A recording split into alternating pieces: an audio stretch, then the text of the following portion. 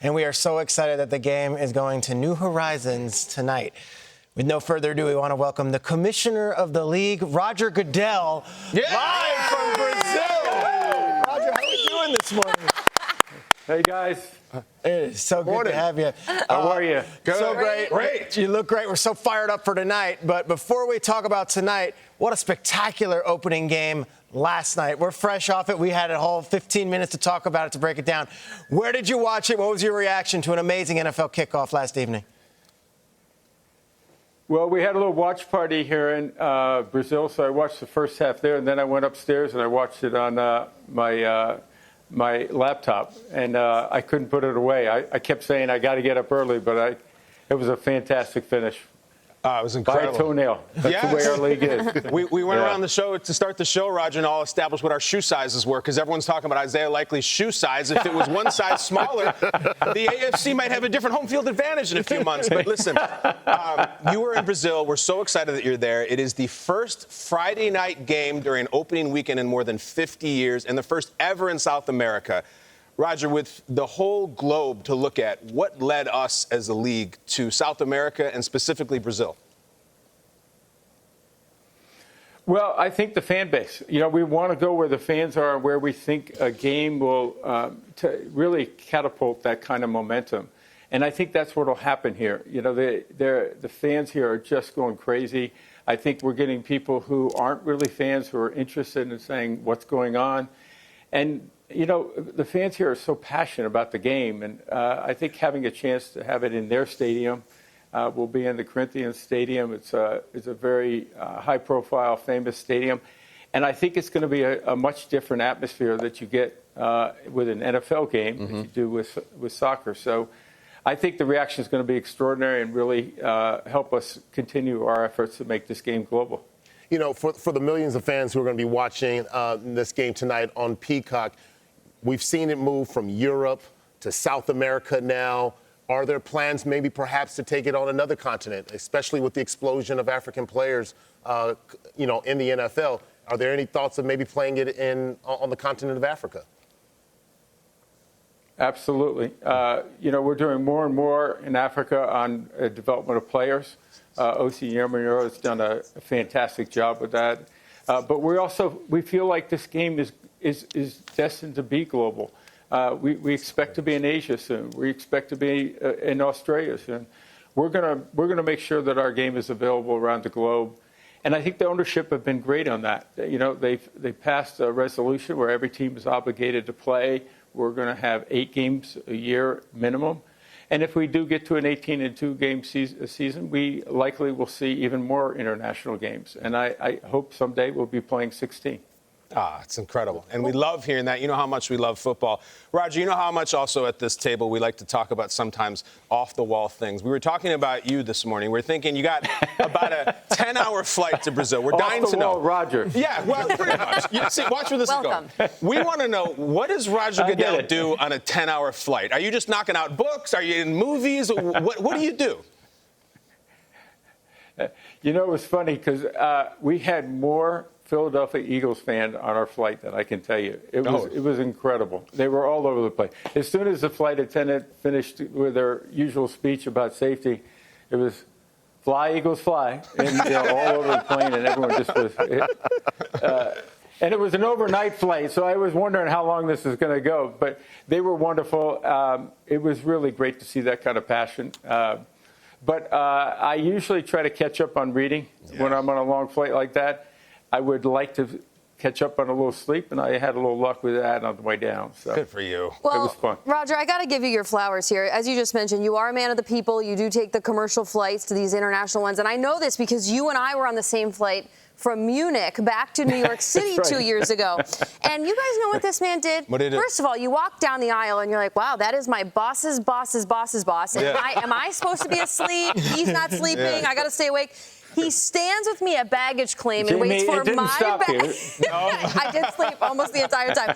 This man waits for me at baggage claim, and would you not know it, my bag was the last one to come around the bend. Right? And yes, Roger, yes, it was. And he's like, and you're good. I'm going to go home. What a gentleman. That's a cool story right there. That's a cool story.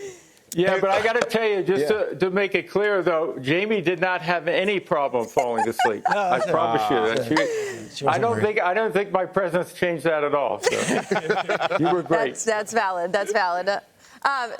Well, hey, so, I want to talk to you about flag football. We've been talking a lot about flag football on this show, and the fact that it's going to be a part of the Olympic program in LA 28. How important is flag football's growth of the game around the world? I think it's really important. One, I love the fact that it can allow women to participate in our sport and play our sport. That's where the real growth is coming so dramatically.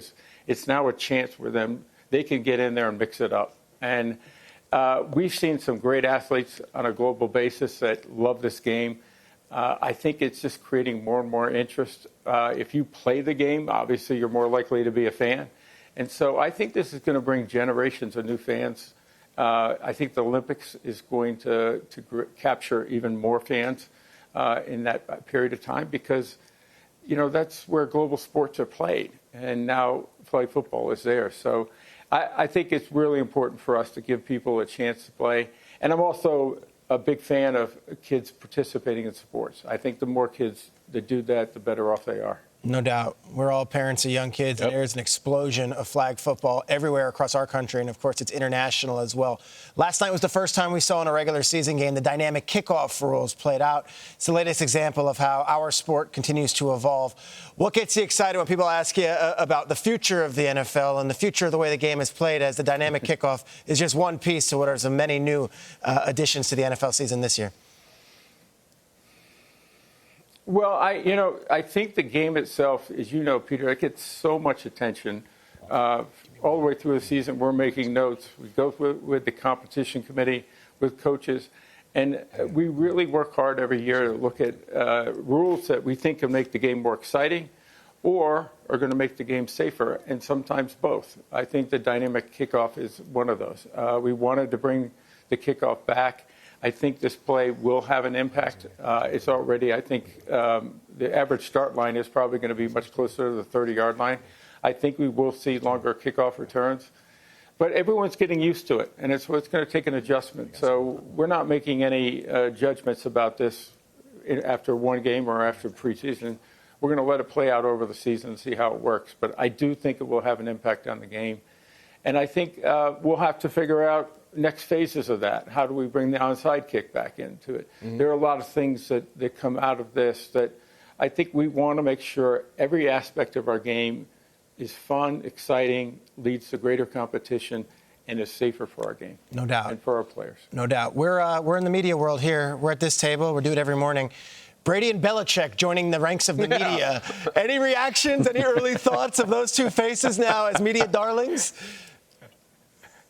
I talked to Tom last week. I talked to Bill a few weeks ago.